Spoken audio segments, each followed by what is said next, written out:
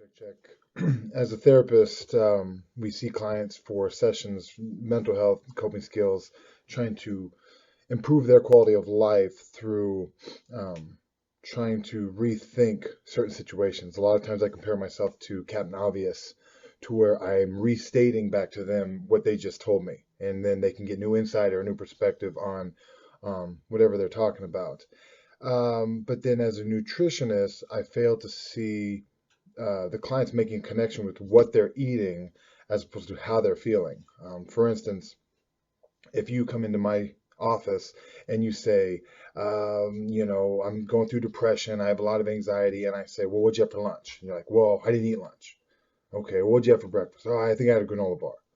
There's not a lot of basis there. We negate the fact that there's a direct impact between our blood sugars, for one, and how we feel.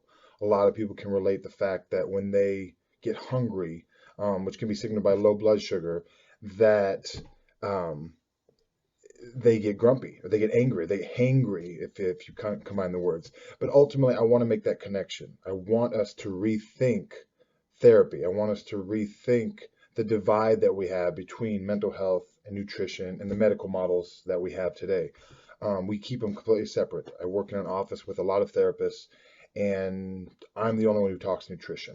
That's my certification. That's my specialty given, but again, it's not even mentioned. It's not even a question. You might see somebody 20, 30 sessions dealing with anxiety, depression, whatever, but ultimately you never ask them what they ate. And the fact is that they could have a very insufficient diet. So I want to rethink a lot of mood disorders, a lot of depression, anxiety, and I would like to help regulate that through looking at blood sugars, looking at what you're eating. Highly refined foods don't contain the vitamins and minerals needed by the brain to make neurotransmitters such as serotonin, such as dopamine, norepinephrine. We need amino acids. They're called essential amino acids because we cannot make them. They have to be consumed. So if you're consuming food that doesn't have a lot of protein, then you're going to get a lot of more than likely refined carbohydrates, which is the standard American diet. It's called the SAD for a reason. And it's not going to have protein. It might lack some essential fatty acids, which is also needed by the brain and every cell in the body. But again, if you keep those blood sugars unregulated by not eating, consuming a lot of refined carbohydrates, refined meaning like grains, flour, sugar, high fructose corn syrup, a lot of fruit juice, then your body's not getting what it needs. Instead, it's getting a lot of sugars without a lot of nutrients. So your blood sugars can go really, really up and then they come really, really down. Ask any diabetic how this works, and they'll tell you the exact same thing. They know because they've had to watch it, but most Americans, because of our body's regulatory systems, they don't have to watch it. So I would like to, again, rethink therapy and incorporate more of a nutritional aspect specifically for this presentation on regulating blood sugars, looking at foods that can help keep the blood sugars more stable. Once again, getting rid of refined carbohydrates, sugars, even if it's organic sugar, even if it's, well, I'm eating this coconut sugar, it doesn't really matter. Organic brown rice sugar.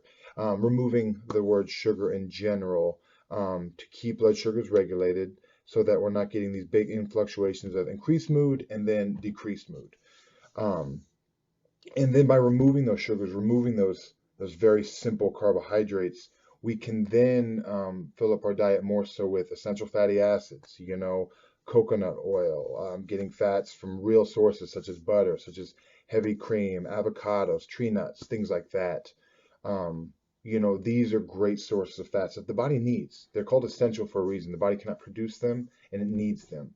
As for the amino acids that the brain needs to make these neurotransmitters, I think that we need to look at, once again, good protein sources. If it wasn't, I always tell my clients, if it was an animal or came from an animal, it's going to be a great complete protein source.